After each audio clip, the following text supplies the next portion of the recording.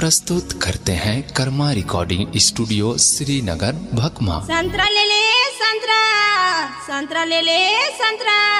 ए संतरा वाली मीठा ला रखे हंस की खट्टा ला। मीठा है गा मीठा ले ले। बिल्कुल अच्छा है। हाँ बिल्कुल अच्छा है। ये ना थोड़ कुन खोल के दिखा दे, मुला विश्वास हो जाए। नहीं दिखाओ का बात यहाँ नाराज होता। कैसे नाराज नहीं हो, बोहनी नहीं होए है ता। अभी ले तोर बोहनी नहीं होए है। नहीं होए है गा। पहली तोर मोर तय हो जाए, बोहनी करो निका देबे। ए लेबे ता ले ले, नहीं तो दूसरे जन बुलाए हैं।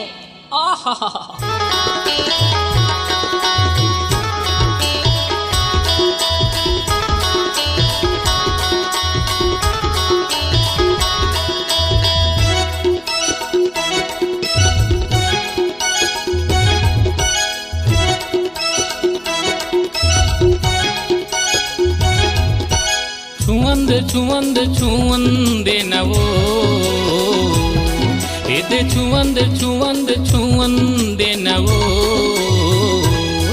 एदे खट्टा मीठला तोरकुन मोला एदे चीखंदे नवो एदे खट्टा मीठला तोरकुन मोला एदे चीखंदे नया।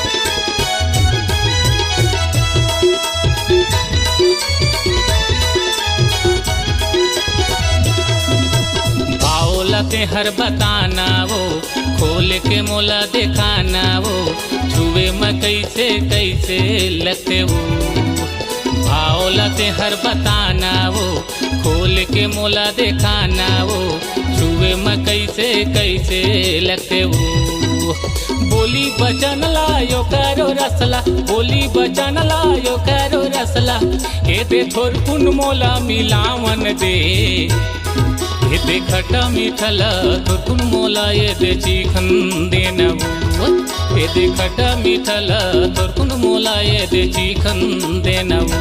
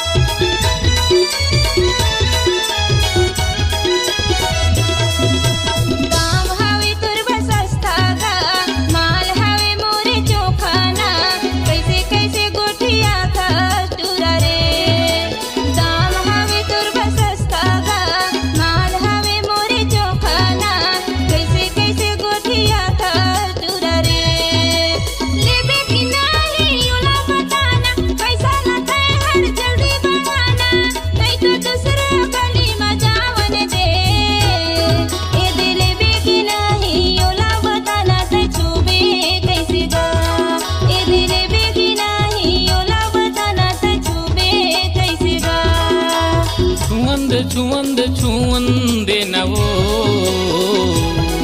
एदे छुवंदे नवो एदे खट्टा मीठला तोरकुन मोला एदे चीखंदे नवो एदे खट्टा मीठला तोरकुन मोला एदे चीखंदे नया।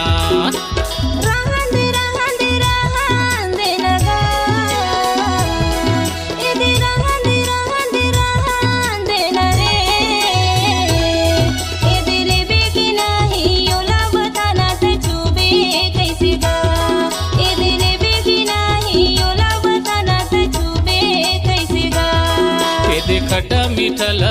तोरकुंद मोला ये दे चिकन देनऊ ए दिले बेगी नाही योला बताना त छुबे कैसे गा ए दे खट्टा मीठल तोरकुंद मोला ये दे चिकन देनऊ ए दिले बेगी नाही योला बताना त छुबे कैसे गा ए दे खट्टा मीठल तोरकुंद मोला ये दे चिकन देनऊ